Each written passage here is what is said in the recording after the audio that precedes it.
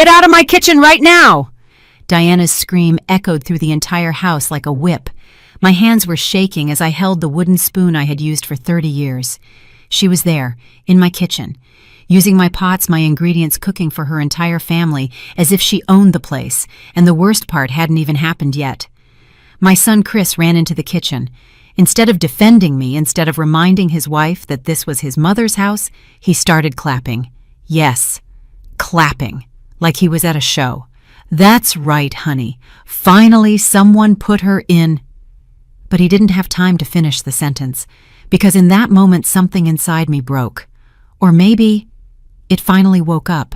Let me back up a bit so you understand how I got to that moment of absolute humiliation. My name is Martha. I'm 63 years old, and for the last 5 years I have lived a silent hell in my own home. When Chris introduced me to Diana 6 years ago, I thought my son had finally found someone who would make him happy. She was young, 32, pretty with that kind of beauty that comes with a lot of self-confidence. Too much confidence, I'd say now. At our first dinner, she barely spoke to me. She only talked to Chris, constantly touching his arm, laughing loudly at his jokes that weren't even funny, ignoring me as if I were part of the furniture. But I kept quiet. Like a good mother, I wanted my son to be happy. I swallowed the discomfort, the feeling of being invisible at my own table. Give her time, I told myself. She's nervous, it's normal. How naive I was. The wedding was 5 years ago, an expensive ceremony that I helped pay for even though Diana told everyone her parents funded the whole thing. I remember at the reception, they sat me at a table in the back far from the main table next to distant cousins I didn't even know. Meanwhile, Diana shined in her ivory dress, and Chris looked at her like she was the only person in the world. I didn't exist. I cried in my hotel room that night, but I dried my tears quickly. It's their day, I repeated to myself. This isn't about you, Martha. After the wedding, they moved into a small apartment. They lasted exactly 8 months. 8 months before Chris showed up at my door with a suitcase and that awkward smile he always had when he needed something. Mom, it's temporary, he said. Just until our financial situation improves. Diana is looking for a better job, and I'm waiting for a promotion. I had a 3-bedroom house, too big for just me since I was widowed. Of course, son, I said. This will always be your home. If I had known that temporary would become a 5-year nightmare, I would have locked the door right then. The first few months were tolerable. Diana worked at an expensive clothing boutique downtown. She left early and came home late. I barely saw her. Chris worked at a tech company, always glued to his computer, always stressed. I continued with my normal routine. I cooked, I cleaned, I took care of my house just like I always had. But little by little, things started to change. First, it was small comments. Martha, could you wash my clothes too? I just get so tired from work. Martha, you use too much salt in the food. That's not how you cook. Martha, don't you think it's time to update the living room furniture? It looks so old. I endured it. I swallowed my pride and endured it because I didn't want to create conflict. Because I loved my son and wanted his marriage to work. Because I had been taught that a good mother always sacrifices, always gives, and always puts her family first. But Diana wasn't my family, even if she carried my late husband's last name. Diana was a stranger who every day made me feel more like a stranger in my own home. 6 months after moving in, she quit her job at the boutique. I'm exhausted, she told Chris. I need a break. That break has now lasted 4.5 years. 4.5 years of watching her lying on my sofa, watching television while I cleaned around her as if I were a maid. And Chris, my son, the boy I raised alone after his father died in that accident when he was only 12, he just supported her in everything. Mom Diana is going through a tough time, he would tell me. She needs time to find herself. Find herself. While I cooked, cleaned, washed her clothes, and she didn't even say good morning to me. The respect completely evaporated. She started giving me orders. Martha, I want chicken for dinner tonight. Martha, my family is coming this weekend. I need you to clean the house, really clean it. Martha, don't use that detergent. It ruins my clothes. My clothes. My house, as if I were the guest and she were the owner. But that day, Diana's birthday exactly 1 week ago, was different. It was the day everything changed, even if they didn't know it yet. It was a Saturday morning, and I was in the kitchen making my breakfast. Just coffee and some toast. Nothing elaborate. I heard the front door open and the loud voices of Diana and her mother Betty coming in loaded with grocery bags. "Today, I'm going to show my family that I'm the best cook," Diana yelled excitedly. Betty laughed. "My girl, you've always been talented in the kitchen, not like some others." And she looked at me. She looked at me with that contempt I already knew so well. They burst into the kitchen like a tornado. Diana started pulling bags out onto my table, throwing packages of meat, vegetables, bottles of wine. "I'm going to make my famous stew," she announced, while I just stood there, my coffee cup in hand, invisible. Betty opened my refrigerator without asking permission, pulling out my ingredients, my things. "There's an onion here, perfect," she said. "And look, she has good spices." My spices. The ones I had collected for years. Some brought back from trips. Others gifts from my sister Doris. I tried to speak. "Excuse me, But Diana cut me off with that tone you use when speaking to an annoying child. "Martha, today is my birthday, and I'm going to cook for my family in this kitchen. Could you do us a favor and—" She didn't finish the sentence. She just pointed to the door with her finger, like shooing a dog. Something inside me burned. 30 years. I had been cooking in that kitchen for 30 years. I had renovated the cabinets with my own savings 10 years ago. I had chosen every single one of the cream-colored tiles that decorated the walls. I had bought every pot, every pan, every knife with the money I earned from my job. But I stayed quiet, because that's what I always did. Kept quiet, swallowed my pride, smiled. "Of course," I muttered, and started walking toward the door. Then I heard Betty whisper to Diana, but just loud enough for me to hear perfectly. "You finally put her in her place. This house needed a real owner." And they laughed. Both of them laughed as I walked out of my own kitchen with my head down and my heart shattered. I sat in my room listening to the noises coming from the kitchen. The banging of my pots, the opening and closing of my cabinets, their laughter. 2 hours later, the guests started to arrive. Diana's family. Her father, Ernest, a fat, smug man who always talked about his successful used car business. Her 2 sisters, Jasmine and Iris, as arrogant as she was. Cousins, uncles, all entering my house without even greeting me. I stayed in my room like a prisoner, smelling the aroma of the stew that Diana was cooking with my ingredients in my pots in my kitchen. Then I heard footsteps coming up the stairs. It was Chris. He opened my bedroom door without knocking. "Mom? What are you doing locked up in here? Come down, it's Diana's party." I looked at him. I looked at my son, this 37-year-old man I no longer recognized. "Chris, she kicked me out of my own kitchen," I said, and my voice cracked a little. He sighed as if I were a burden, as if I were the problem. "Mom, please don't be dramatic. It's her birthday, let her enjoy it. Besides—" He stopped, but I knew what he was going to say. It was always the same.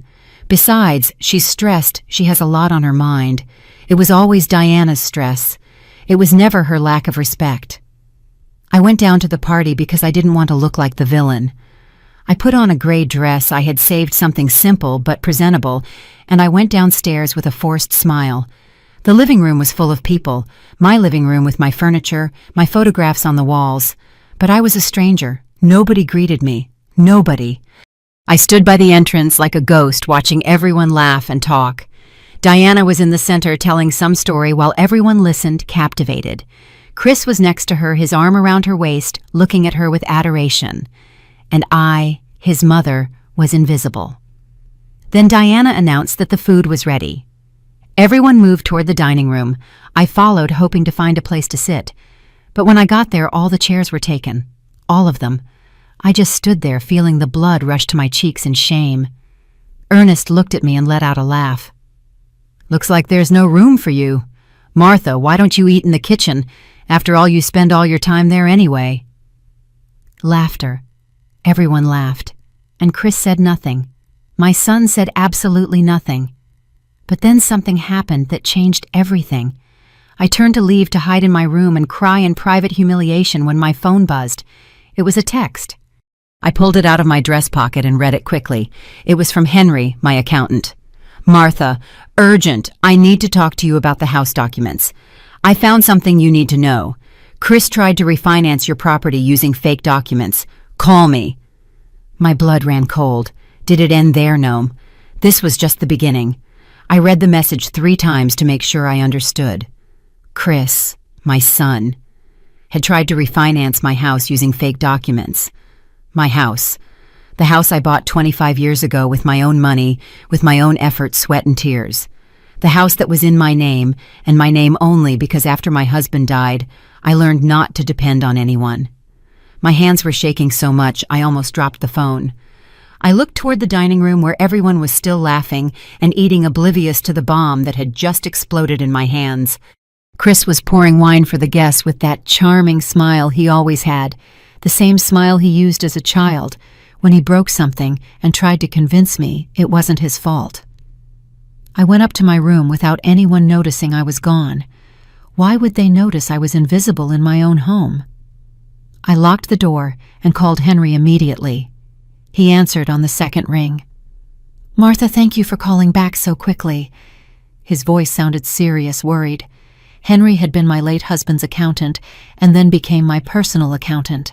He was a man in his 60s, honest, meticulous, someone I trusted completely. Henry, what is going on? I asked, although a part of me already knew the answer. I already knew that my son, the boy I had raised alone, had betrayed me. 2 weeks ago, I got a call from the bank, Henry began. They were asking about some documents that I had supposedly certified for a refinancing of your property. Documents I have never seen in my life. Someone forged my signature and submitted papers where you supposedly gave Chris power of attorney over the house. I felt the air leave my lungs. Fortunately, Henry continued, the bank suspected something because the amounts didn't add up and they contacted me to verify. I stopped everything immediately and opened an investigation. Martha, the documents have Chris's signature all over them. He tried to put the house in his name to take out a $150,000 loan. $150,000. My house was worth about $400,000. Chris had tried to put a lien on my property for more than 1/3 of its value without my knowledge, using fake documents, committing fraud. How could he do this? I whispered, though the question was rhetorical. I knew how. Diana. That woman had changed him. She had turned him into someone I no longer recognized.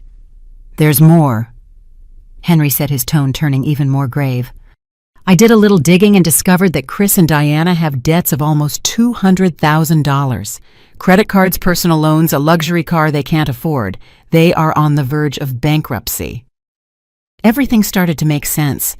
Diana's comments about renovating the house, the looks Chris and her exchanged when they thought I wasn't watching, the way they had been treating me even worse lately, with more contempt, as if they wanted me gone, as if I were an obstacle to their plans. Martha, I need you to come to my office on Monday, Henry said. I have all the documents. We can press charges for fraud if you want. This is serious. I thanked him and hung up. I sat on the edge of my bed, looking at the photographs on my nightstand. Chris as a baby, Chris at his graduation, Chris on his wedding day smiling next to Diana. At what point did I lose my son? That night, after all the guests left and the house was a disaster of dirty plates and empty bottles, I heard Chris and Diana talking in their room. My room was right next to theirs, and the walls weren't that thick. It wasn't that I wanted to listen. I just heard. I don't understand why the bank rejected the loan, Diana said in a frustrated voice. Those documents were perfect.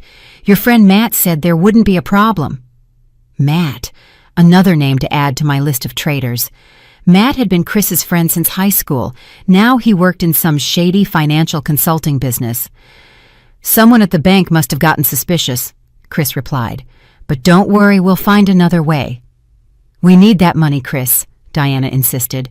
The collectors aren't going to wait any longer. If we don't pay soon, they're going to sue us. And your mother just sitting in this huge house all by herself, it's a waste. This property is worth a fortune. My blood boiled. A waste. This house that I had paid for, that I had maintained, that I had filled with my family's memories. "I know my love," Chris said, and his voice had that manipulative tone that hurt me so much to hear. "I'm working on a plan, trust me." I couldn't sleep that night. I stayed awake, staring at the ceiling, thinking about everything I had heard about the betrayal of my own son. But something strange happened in those dark, quiet hours. Instead of just feeling pain, I started to feel something else. Something I hadn't felt in a long time. Rage. But not a blind, destructive rage. It was a cold, calculated rage that made me think clearly for the first time in years. They didn't know who I really was. Chris only knew the Martha who cooked, cleaned, and sacrificed, the devoted mother who always gave in. But there was another Martha he had never met, a Martha who had quietly built something great. Sunday morning. I went downstairs early. The house was still a disaster from the party the day before, but I wasn't going to clean for the first time in 5 years. I left everything exactly as it was, the dirty dishes in the sink, the empty bottles in the living room, the crumbs on the floor. I made my coffee and sat in the living room to think. Chris came down around 11, yawning, expecting to find the house clean as always. He stopped short when he saw the mess. "Mom, aren't you going to clean this?" he asked in that tone he used when giving me orders disguised as questions. I looked him directly in the eye. "No," I said simply. "It was Diana's party. She can clean it." His expression changed. Surprise, then annoyance. "Mom, don't start with your drama. You know Diana is tired." I got up and walked to the kitchen without answering. I could feel his confused gaze on my back. That was the first of many small changes I implemented. I stopped cooking for them. I stopped washing their clothes. When Diana asked me for something, I simply told her I was busy. I didn't yell, I didn't complain, I just refused. And that unnerved them more than any confrontation. They were used to me giving in, to me obeying. My silent rebellion made them nervous. On Monday, I went to Henry's office. He showed me all the documents. There was the forged signature, the papers where Chris tried to pass himself off as the owner of my property. "I have contacts at the bank," Henry told me. "They are willing to testify if you decide to take legal action." I looked at the papers for a long time. My son. My only son. "Not yet," I said finally. "I want to see how far they're willing to go. But I need you to protect my properties. All of them." Henry nodded. "It's already done. I've put alerts on everything. They can't touch anything without me knowing immediately." Properties. Plural. Because that was something Chris and Diana never knew. For the last 30 years, while I played the role of a simple homemaker, I had built a silent empire. But that story would come later. For now, I needed to watch, wait and see just how far my son was willing to betray me for money, and for that woman who had turned him into a stranger. I returned home that afternoon with my head held high and a plan forming in my mind. When I entered, I found Diana in the living room with her mother Betty and her sisters Jasmine and Iris. The four of them looked at me with contempt as I walked by. "There goes the bitter old woman," I heard Iris mutter. I stopped. I turned around and looked at them directly. For the first time, I didn't lower my gaze, and I smiled. That smile confused them. I could see it on their faces. Jasmine exchanged a confused look with Iris, and Betty frowned as if trying to solve a puzzle. But I said nothing. I just went up to my room, closed the door, and allowed myself to breathe deeply. Something had changed in me. I was no longer the Martha who endured in silence. I was the Martha who had survived her husband's death, who had raised a son alone, who had built a prosperous business from scratch without anyone knowing. And now, finally, I was going to remember who I really was. The next few days were tense in the house. Chris and Diana noticed my change in attitude, but they didn't know how to handle it. I continued to not cook for them, not clean their messes, not be their free maid. One night, Chris knocked on my bedroom door. "Mom, can we talk?" I let him in. He sat in the chair by my desk with that uncomfortable expression he put on when he needed to ask me for something. "Mom, Diana and I are worried about you. You've been acting strange lately. Is everything okay?" How ironic. After 5 years of treating me like trash, now they were worried because I wasn't behaving like the doormat I always was. "Everything is perfectly fine, Chris," I answered calmly. "I'm just tired." "At my age, one needs to rest more." He seemed to relax a little. "Oh, well, that makes sense. Hey, since you mentioned that..." Here it came. I could feel it. Diana and I were thinking, "This house is very big for you alone. Maybe it would be better if..." "If what?" I interrupted, looking him directly in the eye. He swallowed. "Well, there are some very nice nursing homes, places where you could be more comfortable with people your age, with medical care available." Nursing homes. They wanted to put me in a home to keep my house. I felt my heart squeeze, but I kept my face neutral. "And who would pay for this home?" I asked. "Well, we could sell this house, and with that money..." "This house is in my name, Chris." I interrupted him again, my voice firm. "And it is not for sale." His expression changed. I saw a flash of panic in his eyes, followed by annoyance. "Mom, don't be selfish. Think about your well-being. You're getting older. This house is too much work for you." Selfish. My own son was calling me selfish for not wanting to gift him my property. "This conversation is over, Chris. You can leave." He stood up, clearly frustrated. "Someday you'll understand this is for your own good," he said before leaving and shutting the door harder than necessary. That same night, I heard their conversations through the walls again. "It didn't work," Chris was telling Diana. "She refuses to consider the idea of the home." "Then we'll have to be more creative," Diana replied. "Your mother can't stand in the way of our future. This house is our only way out." "I know, my love. Give me time. I'll convince her." I stayed up late thinking about my next move. The next day I called my sister Doris. She lived in another state, but we spoke frequently. Doris was the only person in the world who knew my whole story, all my secrets. "Martha." "What's wrong?" "You sound strange," she said as soon as she answered. I told her everything. The attempted fraud, the conversations I had overheard, the plan to put me in a home. Doris exploded. "That bastard! After everything you did for him. Martha, you have to kick him out of your house right now." "No," I said calmly. "Not yet. I need them to see who I really am, to understand the magnitude of their mistake." Doris was silent for a moment. "You're going to tell them about the restaurants." "Eventually. But first, I need them to sink a little deeper into their own lies." My sister sighed. "You're stronger than you look, Martha. You always have been. But be careful. Desperate people do terrible things." She was right, and Chris and Diana's desperation was about to get worse. 2 days later, while I was at the grocery store, I got a call from my neighbor, Mrs. Esmeralda. She was a kind, 70-year-old woman who had lived next door for decades. "Martha, forgive me for bothering you, but I saw something strange. A man in a suit was taking pictures of your house. He had a clipboard and was writing things down." I thanked her and hung up. An appraiser. They were appraising my house without my permission. My blood boiled, but I stayed calm. They were moving faster than I thought. When I got home, Chris and Diana were in the living room with a man in his 40s dressed in a charcoal-colored suit. They went quiet when they saw me walk in. "Mom, this is Mr. Matt, an old friend." Matt. The same one who had helped with the fake documents. He extended his hand with a smile that didn't reach his eyes. "A pleasure, Mrs. Martha. Chris has told me so much about you." I didn't take his hand. I stared at him until he lowered his arm awkwardly. "What are you doing in my house?" I asked directly. "Oh, I just came to visit Chris. It's been a while since we saw each other." Liar. Everyone in that room was a liar.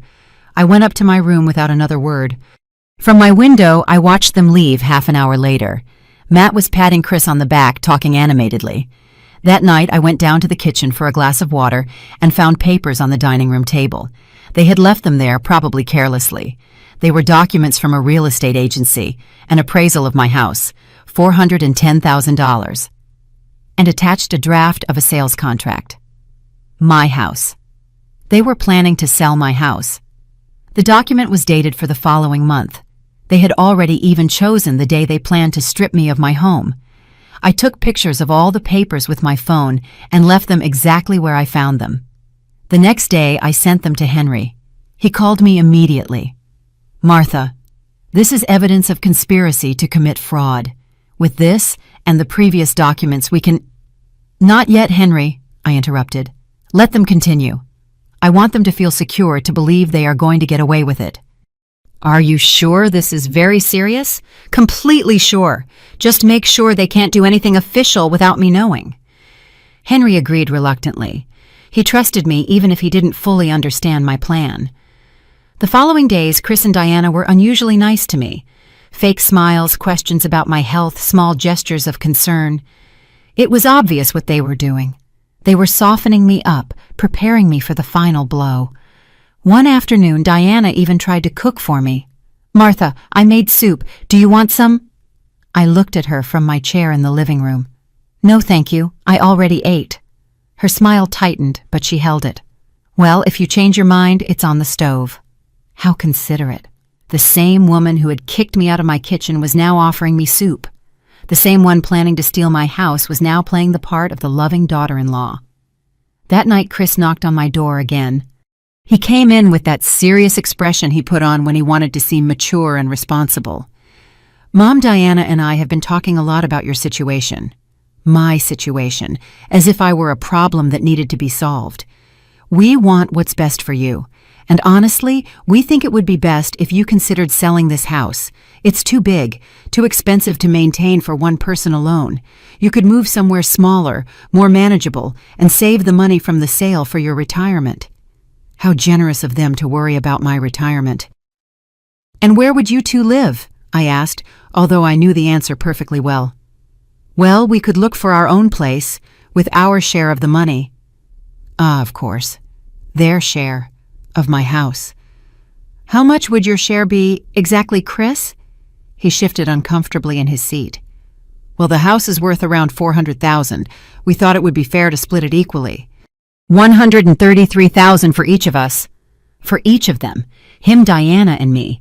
They wanted to steal 2/3 of the value of my property. My son looked at me waiting for an answer with the face of someone doing me a favor. And I, for the first time in a long time, smiled genuinely.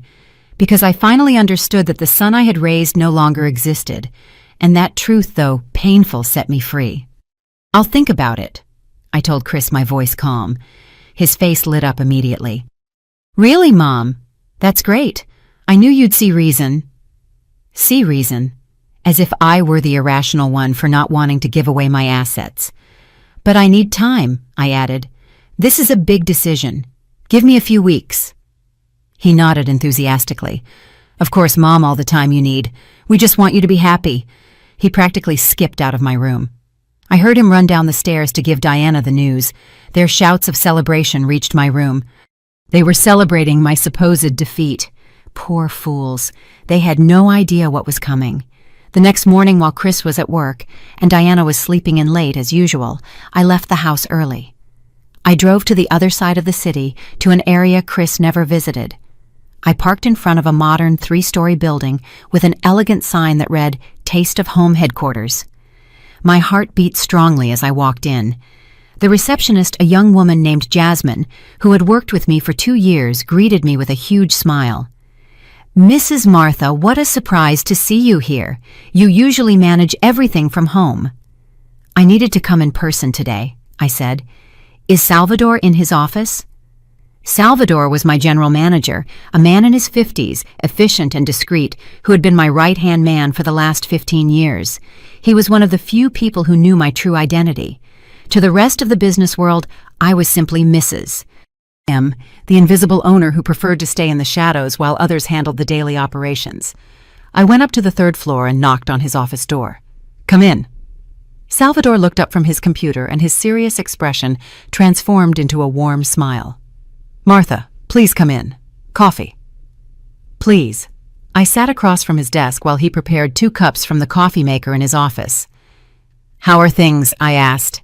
Salvador handed me a thick folder. "Excellent. The downtown restaurant is still the most profitable.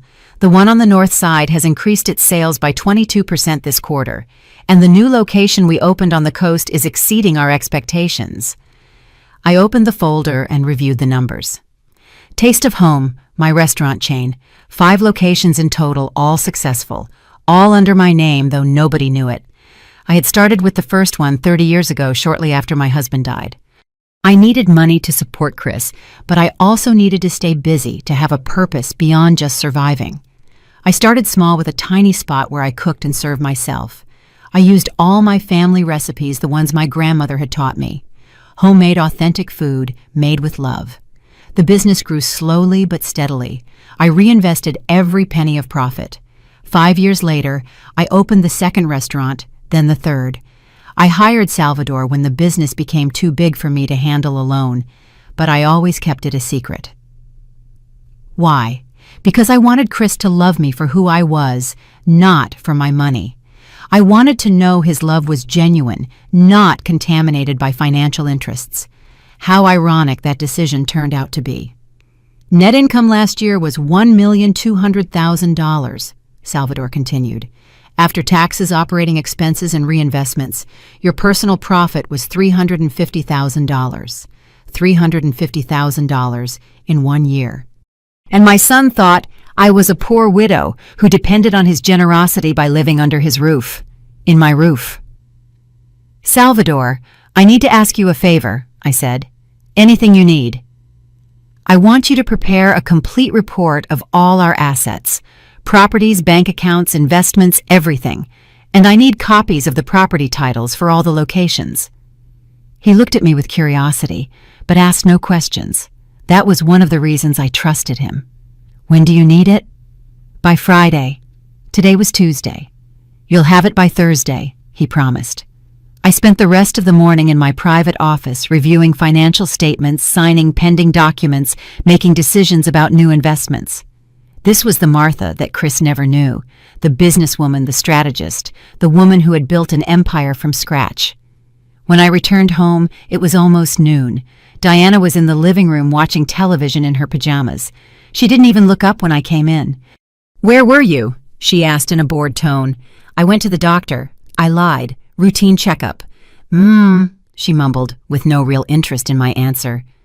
The next few days were strangely quiet. Chris and Diana were being excessively nice to me, clearly trying to keep me happy while they planned their theft.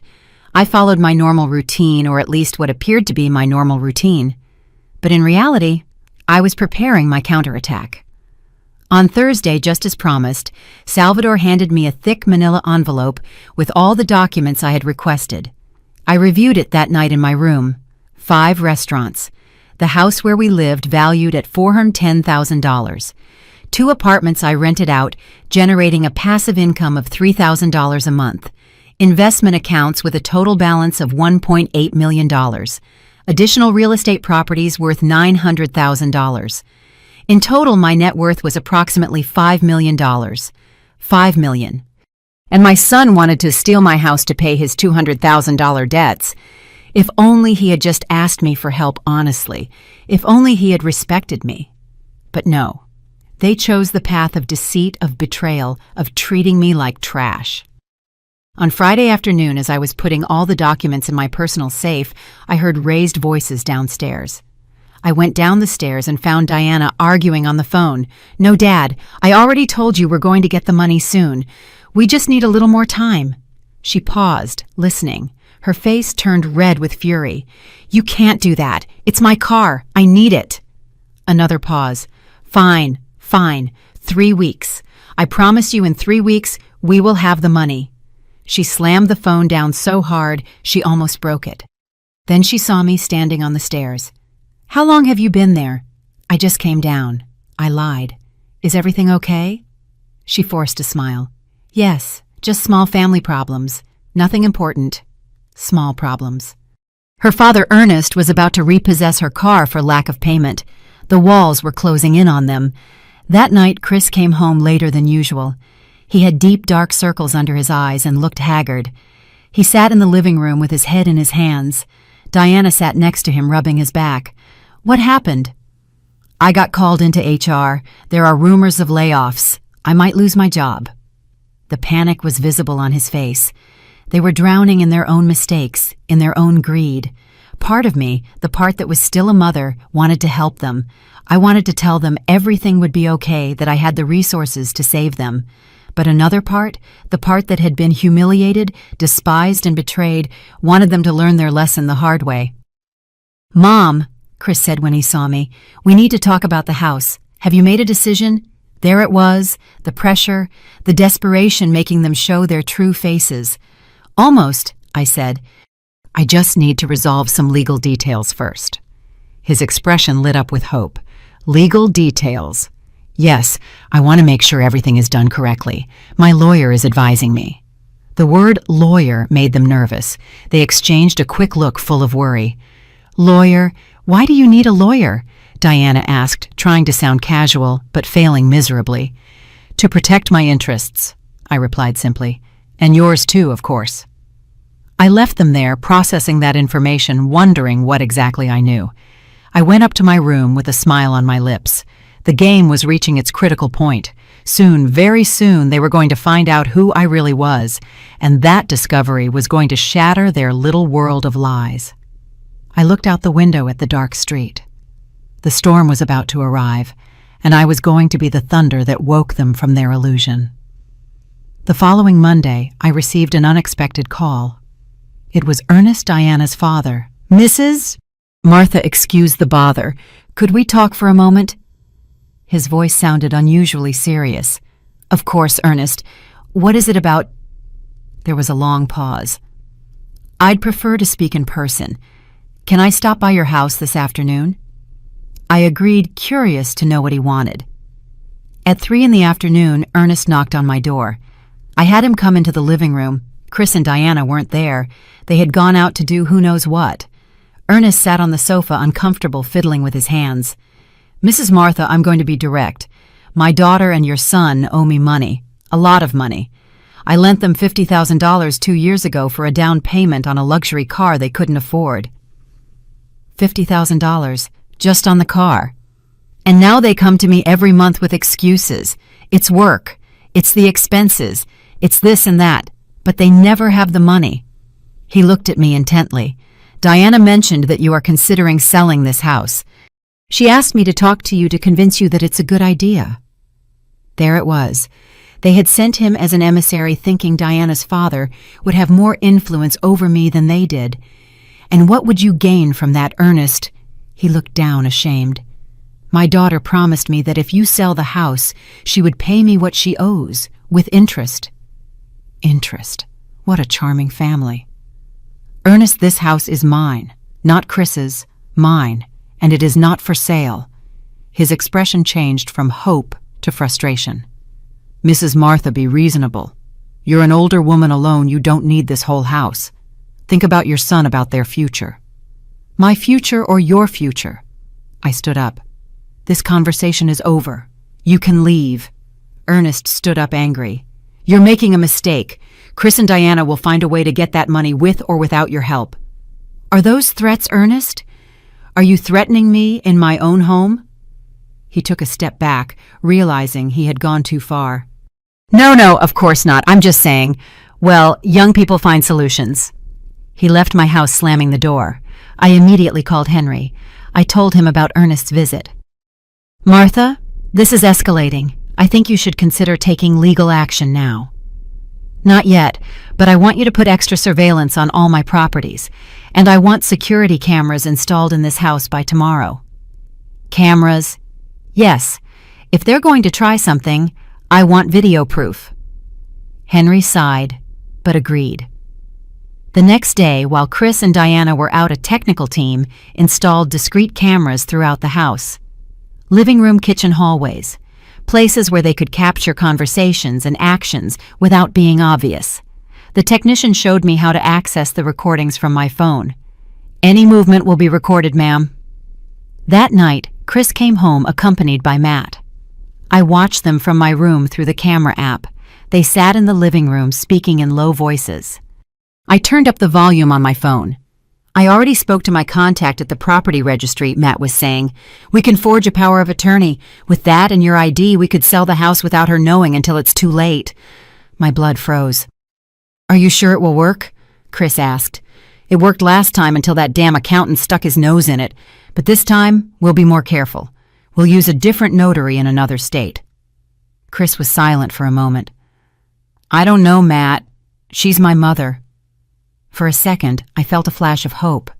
Maybe there was something left of the son I raised. But then Matt spoke. Your mother has controlled you your whole life. It's time to take what's yours. That house should be yours anyway. You're right, Chris said finally. Let's do it. How much time do you need? Give me 2 weeks, but I need $10,000 up front for the bribes. $10,000. Chris nodded. I'll get it. They shook hands. I had just witnessed my son agree to steal my house for a second time. This time there was video evidence. This time there would be no escape for him. I saved the recording and sent it immediately to Henry with a message. That's enough. Prepare everything. The next few days were the hardest of my life. I had to keep acting normal as if I knew nothing while they planned my destruction. Chris even brought me flowers one day. To brighten your day, Mom. Flowers bought with money he probably took from a credit card he couldn't pay.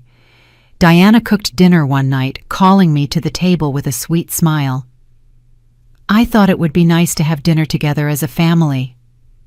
Family. That word had lost all meaning in this house.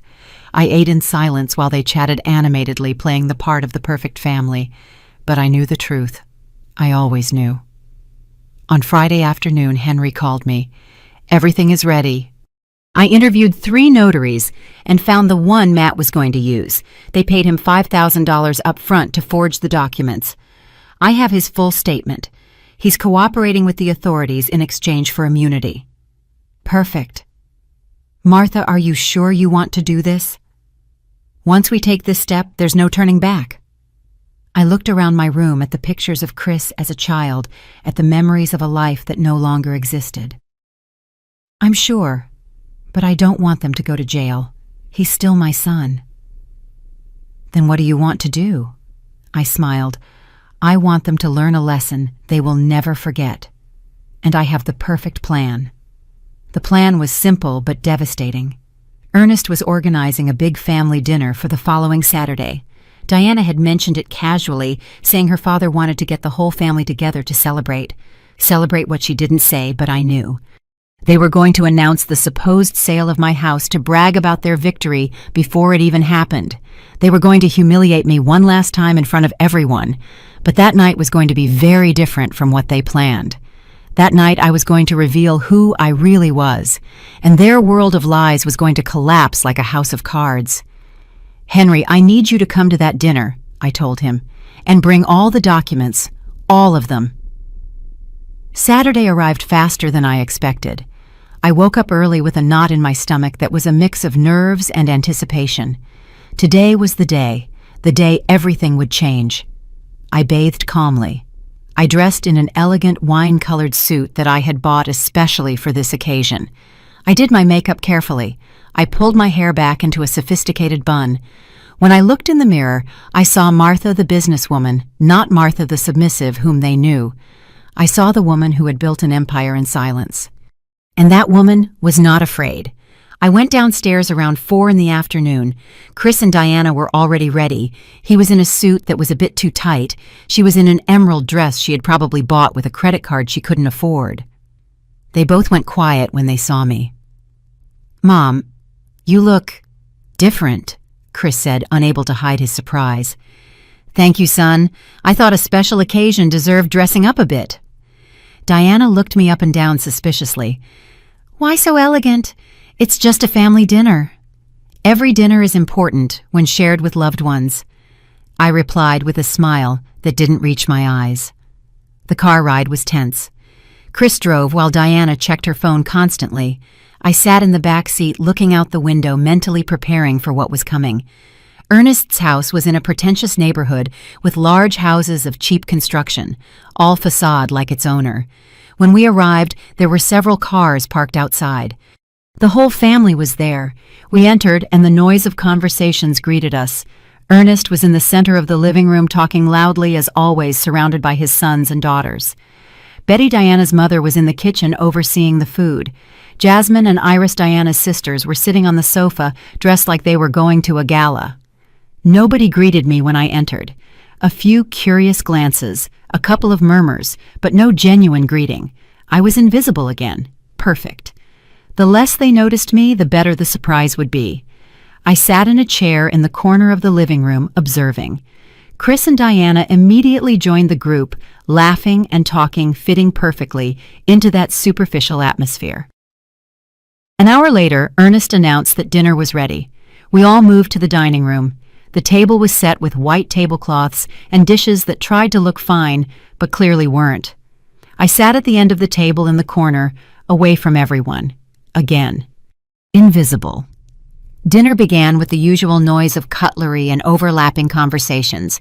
Ernest told exaggerated stories about his business, bragging about sales that probably never happened. His children laughed at the appropriate moments, feeding his ego. Then when everyone was on their main course, Ernest stood up and tapped his glass with a knife. "Family, I want to make an important announcement." The dining room fell silent. All eyes turned to him.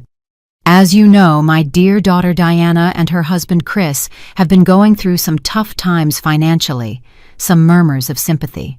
"But I am proud to say that they have finally found a solution." He looked directly at me with a triumphant smile. "Chris has decided to sell his mother's house, a very mature and responsible decision. With that money, they can pay off their debts and start a new life." Applause. The entire family applauded, as if they had just announced something wonderful. Chris stood up, taking Diana's hand. "Thank you all for your support, and I want to especially thank my mother for being so understanding and generous." He looked at me, expecting me to say something, to nod to validate his lie, but I just looked at him in silence. The silence stretched uncomfortably. "Mom says yes," Diana intervened quickly, laughing nervously. "She's just a little emotional, right, Martha?" Everyone was looking at me now, waiting. Slowly I stood up. "There is something you all need to know," I said, my voice clear and firm. Chris turned pale. "Mom, you don't need to—" "That house is not for sale," I interrupted, "because that house does not belong to Chris. It's mine. It's in my name. It has always been in my name." Murmurs of confusion swept the table. Ernest frowned. "Well, yes, technically it's in your name, but Chris is your son. It's practically the same thing." "No, Ernest, it's not the same thing. And there's something else that none of you know." I took out my phone and dialed Henry's number. "You can come in now." The front door opened, and Henry walked into the dining room carrying a leather briefcase. The confusion on everyone's faces was visible. "Who is this?" Ernest asked. "This is Henry, my accountant and lawyer," I replied. Henry stood next to me, opened his briefcase, and took out a thick folder. "Good evening, everyone. My name is Henry Ruiz, and I legally represent Mrs. Martha." "Lawyer? Why do you need a lawyer?" Chris asked, his voice trembling slightly. "To protect my interests, and to show you who I really am." Henry began to take out documents and place them on the table. Property titles, financial statements, photographs of properties. "For the last 30 years, I continued, while all of you treated me like a servant, like someone insignificant, I was building something big." I pointed to the documents. "These are the property deeds for 5 restaurants, Taste of Home. Maybe you've heard of them." I saw Iris gasp. The Taste of Home restaurants, the ones all over the city.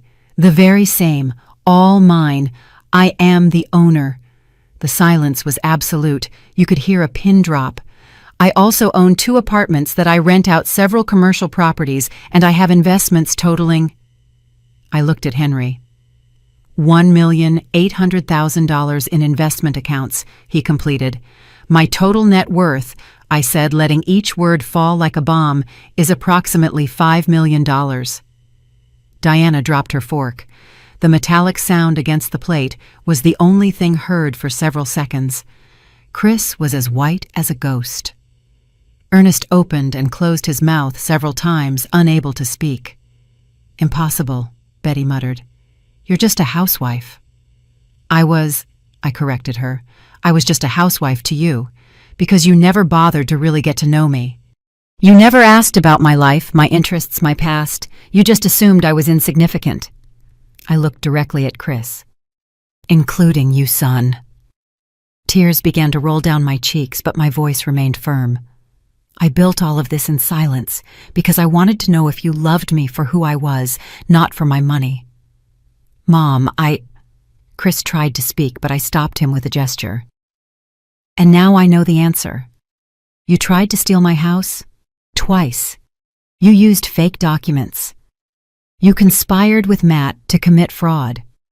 I took out my phone and tapped the screen. The video started playing on the small screen, but the audio was clear. Chris and Matt planning to sell my house without my knowledge. "I have it all recorded. I have proof of everything." Chris's face completely fell. Diana began to cry, but they weren't tears of remorse. They were tears of panic of being discovered. "I could send you both to jail," I continued. "Fraud, forgery of documents, conspiracy. But I won't." "Do you know why?" No one answered. "Because despite everything, you are still my son. And maybe, just maybe, this will teach you something about respect and consequences." The silence in that dining room was deafening. All eyes darted between the documents on the table, Chris and Diana crumbling in their chairs, and me standing with my head held high for the first time in years. Ernest was the first to try to recover. "Well, this is wonderful, Martha. Who would have imagined a successful businesswoman in our family?" His tone had changed completely from condescending to fawning in seconds. "Don't say our family, Ernest," I cut him off coldly. "You never treated me like family. You treated me like trash. All of you did." I pointed around the table. "You ignored me. You humiliated me. You made me feel invisible in my own home." Betty tried to speak. "Martha, if we ever made you feel bad, it wasn't our intention." "It wasn't your intention," I interrupted. "When Diana kicked me out of my own kitchen screaming at me like I was an employee, that wasn't your intention. When you," Betty whispered just loud enough for me to hear, "that my house needed a real owner. That wasn't your intention. When you sat me at the end of the table at this dinner, as if I were less than all of you, that wasn't your intention." Every word came out of me like a sharp knife. 30 years of silence, 5 years of humiliation, all coming out at once. You judged me without knowing me. You despised me because you assumed I had nothing, that I was nothing. Jasmine, Diana's younger sister, looked down in shame. Iris stared at her hands. Ernest was no longer smiling. Chris still couldn't speak, his eyes red, his jaw tight. Diana cried silently, her makeup running, her emerald dress no longer so glamorous. "But the worst part," I continued, and my voice cracked slightly, "the worst part wasn't you. It was my own son. Chris, I gave you everything. I raised you alone after your father died. I worked day and night so you could have a good life, a good education. I loved you unconditionally." I wiped away a tear rolling down my cheek. "And you paid me back with betrayal. You tried to steal my house. You were going to put me in a nursing home, to take my property." "Mom, please." Chris finally found his voice. We were desperate. The debts, the collectors. "And you never thought to ask me for help," I shouted, and my voice echoed in the dining room. "It never occurred to you to come to me, your mother, and tell me the truth, to ask me for help like an honest man." "I thought you didn't have any money," Chris muttered. "You thought I didn't have money, but you still wanted to take my house. The only thing of value you thought I had. What kind of son does that—" Silence fell again. Chris had no answer for that, because there was no answer. "Martha, please." Diana spoke through her sobs. I am so sorry. If you had known what Diana, if you had known I had money, you would have treated me better. Is that the point? I only deserve respect if I have money." She shook her head frantically. "No, it's not that. It's just—" "What?" My voice was like ice. "I was jealous. she finally admitted. Jealous of your relationship with Chris. Jealous that he loved you so much. I wanted to be number one in his life, and you were in the way. There it was. The naked, ugly truth. So you decided to destroy me, to turn me into nothing, so you could be everything. Diana didn't answer. There was nothing to say. Henry, who had remained silent all this time, finally spoke. Mrs. Martha, do you want me to proceed with legal action? Everyone at the table tensed. Chris's eyes widened in terror. He looked at me pleading. Mom, please, no. I'll do anything. Please don't send me to jail. It would ruin my life. And what about my life, Chris? What about the 5 years I lost being treated like trash in my own home? What about my dignity, my peace, my happiness? I sat down again, emotionally exhausted. I'm not sending you to jail, I said finally. But there are conditions. I saw the relief flood his face. First, you and Diana are moving out of my house. You have 2 weeks. 2 weeks? Where are we going to go? Diana asked. That is your problem, not mine. Second, you are going to therapy, couples therapy and individual therapy, and you are going to work on your problems like responsible adults. Third, I continued, I am going to pay your debts, all of them. Ernest leaned forward immediately, his eyes shining with greed. I will pay the $200,000 you owe. I looked at him intently. But not to you. I will pay the creditors directly. You will not see a single cent. The disappointment was obvious on Ernest's face. And Ernest, about the $50,000 they owe you, I will pay that too.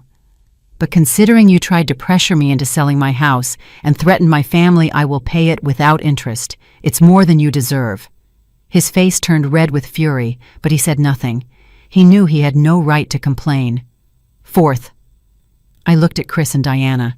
You are going to work. For real. Diana, there's a waitress opening at one of my restaurants. The salary is $2,000 a month plus tips. If you want the job, it's yours, but you will have to work hard, follow rules, and earn every cent. Diana looked at me in horror.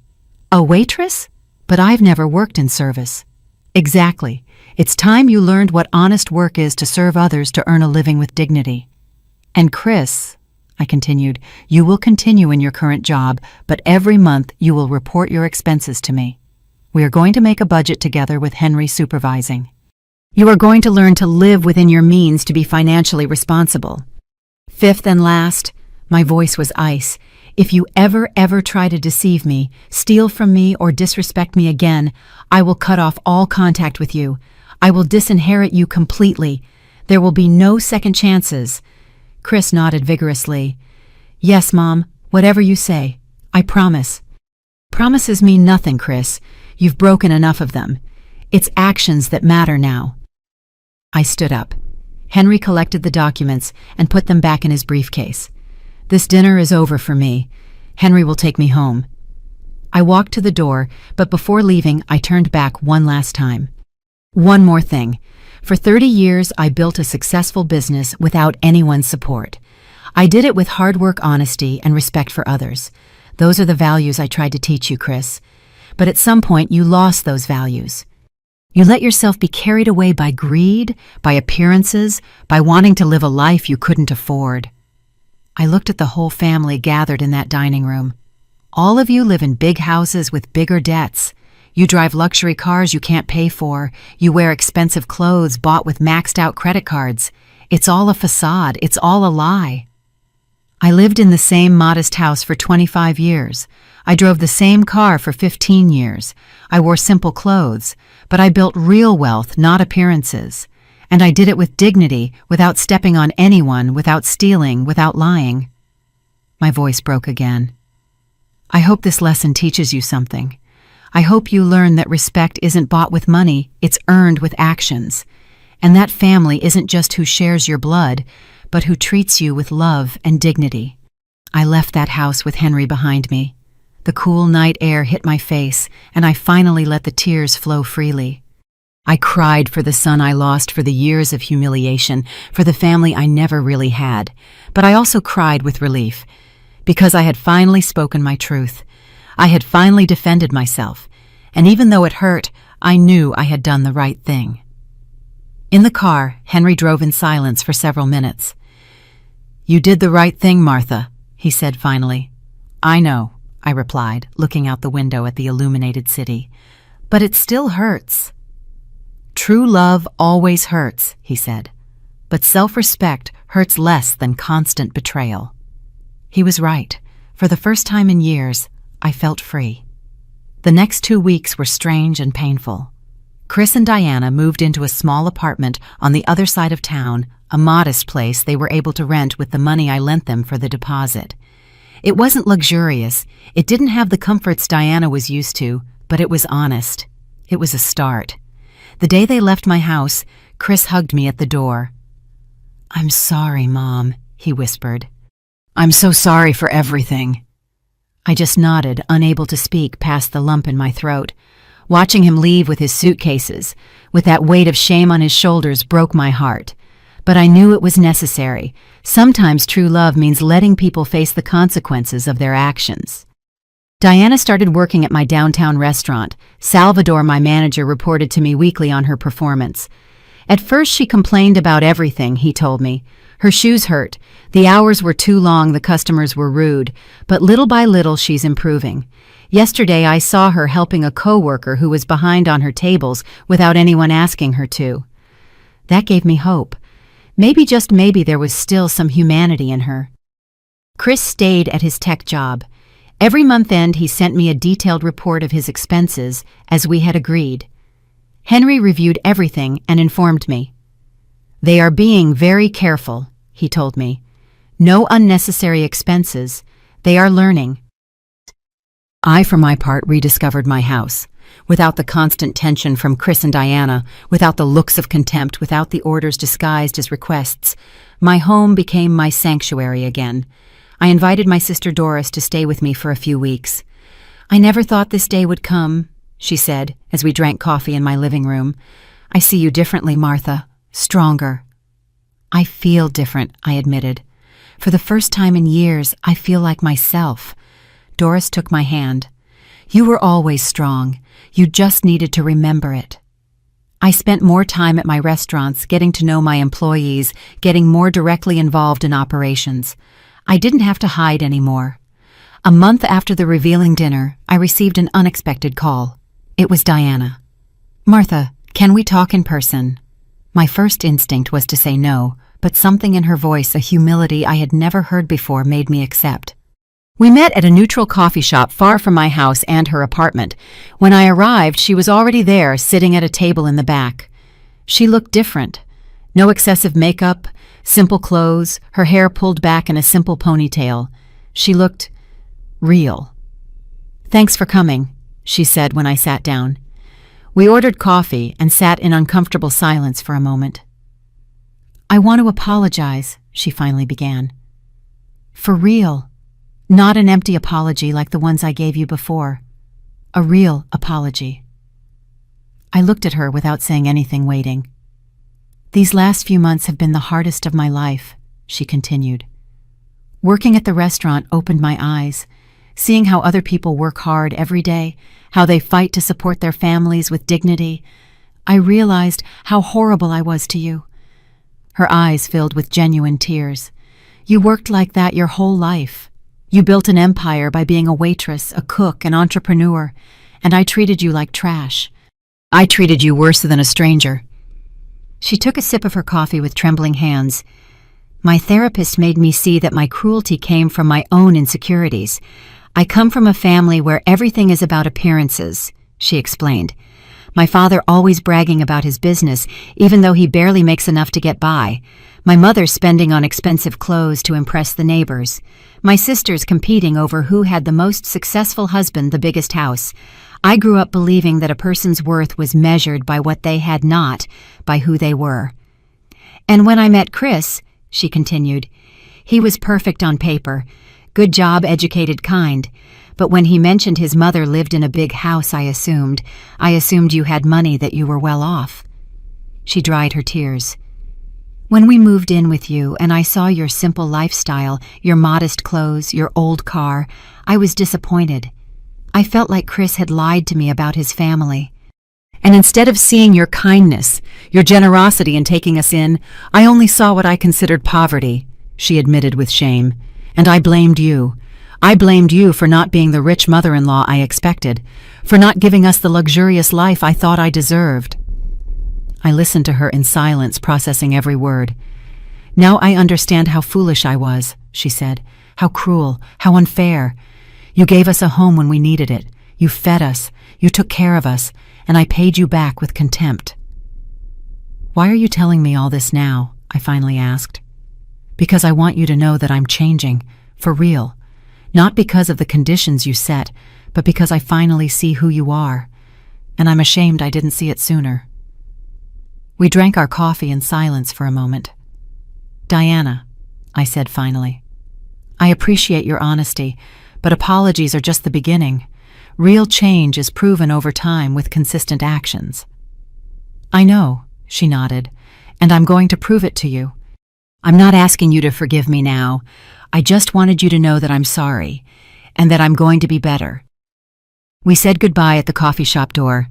There were no hugs, no exaggerated promises, just a silent understanding that maybe with a lot of time and effort, we could build something new, something based on mutual respect instead of lies and appearances.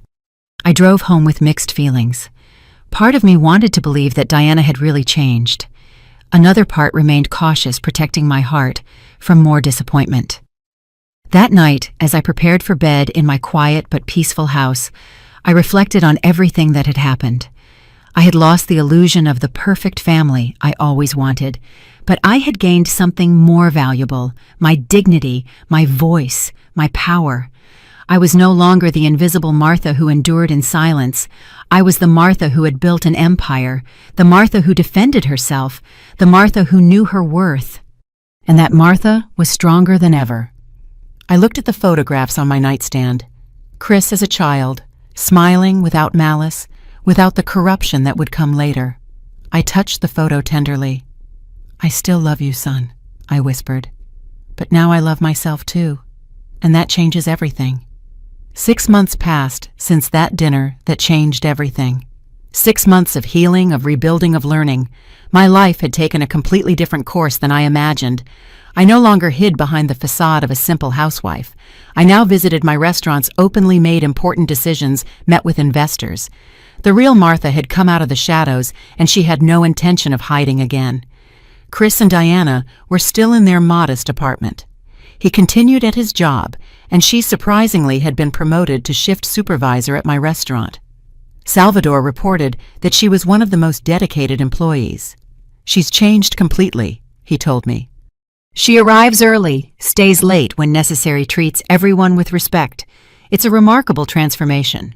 Therapy was helping them. Chris called me every week, not to ask for money or favors, but just to talk. Real conversations about his life, his fears, his lessons. "Mom, my therapist made me realize I never really grew up," he told me in one of those calls. "I always expected others to solve my problems. First you, then I thought Diana with her family, then easy money.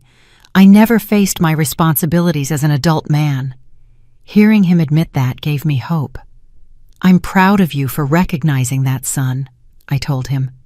"The first step to changing is accepting the truth about yourself." "I failed you, Mom." His voice broke. "I failed in everything you taught me." "Yes, you failed," I replied honestly. "But failure isn't permanent unless you give up. You're not giving up. You're working on being better. That's what matters." One afternoon, I received an unexpected invitation. It was from Ernest. He asked me to come to his house, that he needed to talk to me.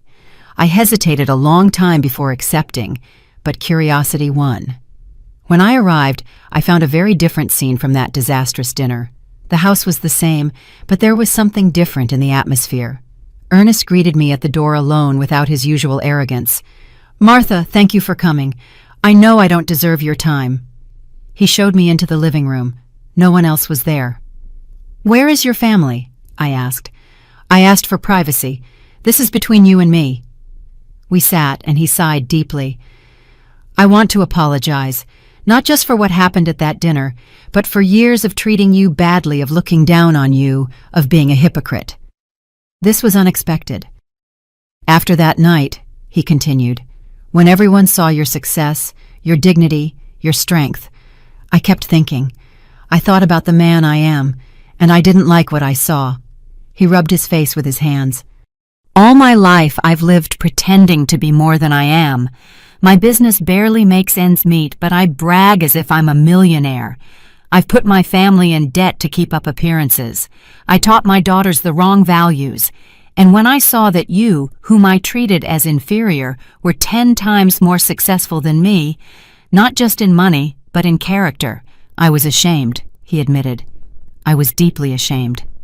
Why are you telling me this? I asked. Because I want to change.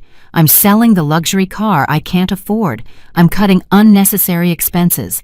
I want to teach my family what really matters before it's too late. And I wanted you to know that your example, your dignity in the midst of it all, inspired me to be better. We talked for an hour. It was a real conversation without pretensions, without masks. When I left, I felt that maybe, just maybe, something good had come out of all this pain. My 64th birthday arrived without me expecting it. I hadn't made special plans. I thought I'd spend it quietly at home. But in the mid-afternoon, the doorbell rang. I opened the door, and there were Chris and Diana holding a pink box. "Happy birthday, Mom," Chris said with a shy smile. I let them in, confused but curious. "We made this for you," Diana said, opening the box.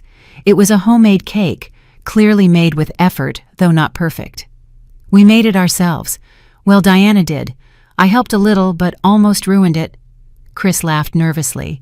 It was a simple cake, decorated clumsily but with obvious love.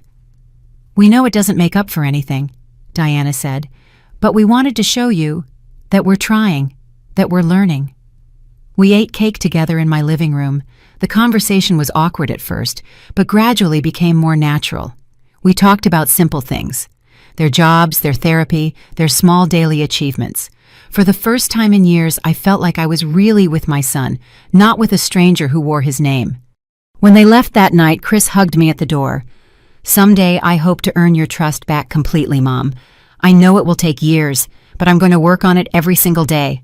"You're already on the right path," I told him. "Just keep going." I watched them leave in their old car, the one they had bought with their own honestly earned money. It was no longer the luxury car they couldn't afford. It was a modest car, but it was theirs, a symbol of their new life. That night alone in my house, I reflected on the whole journey. I had lost the illusion of the perfect family, but I had gained something more real. I had learned that true love sometimes means setting hard boundaries. That respect isn't begged for, it's demanded. That your worth doesn't depend on how others treat you, but on how you treat yourself. I thought about all the women who, like me, endure in silence, who let themselves be stepped on to keep the peace, who hide who they really are for fear of rejection. And I wanted to tell them that there is another way, a path where you can be strong and loving at the same time, where you can forgive without forgetting, where you can give second chances without being naive. My story didn't have the fairy tale ending I expected when I was young. Chris didn't turn out to be the perfect son. Diana wasn't the loving daughter-in-law. Her family didn't welcome me with open arms. But I found something better than a fairy tale. I found my own voice. I found my own power. I found my own peace. And I discovered that sometimes the best gift you can give someone isn't solving their problems, but allowing them to face the consequences of their actions and grow through them. I looked out the window at my garden softly lit by the moonlight. This was my home, my sanctuary, my kingdom built with work, dignity, and self-respect. And no one ever again would take it from me, because now I knew my value. And that knowledge was more powerful than any wealth, stronger than any betrayal, more durable than any pain. I am Martha. I am 64 years old. I built an empire in silence. I survived the betrayal of my own son. I rose up stronger than I ever was. And this is my story. The story of a woman who refused to remain invisible, who refused to be less than she was, who chose her dignity over the comfort of illusion. And if my story can inspire even one person to defend their worth, to set boundaries, to not allow others to make them feel small, then every moment of pain will have been worth it. Because in the end, the most important thing isn't how others treat you. It's how you treat yourself. And I finally learned to treat myself with the respect and love I always deserved.